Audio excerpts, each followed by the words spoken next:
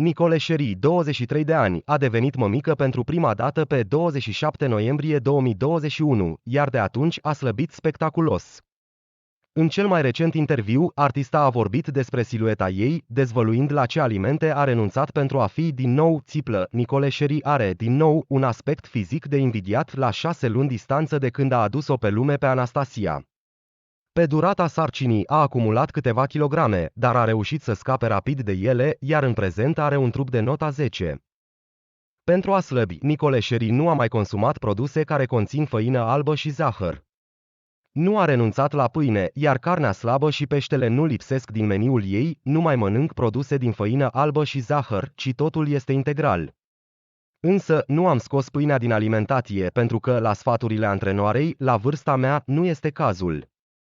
Am ales variantele sănătoase, pâine integrală, orez sălbatic, paste integrale. Carne slabă și pește, pentru că toate au proteine. Grăsimi, carbohidrați, dar sunt astfel calculate pentru a-mi modela frumos trupul, a mărturisit Nicole Chery, reamintim că pe 19 mai, Nicole Chery și partenerul său, Florin Popa, s-au căsătorit civil și, totodată, și-au botezat fiica pe nume Anastasia.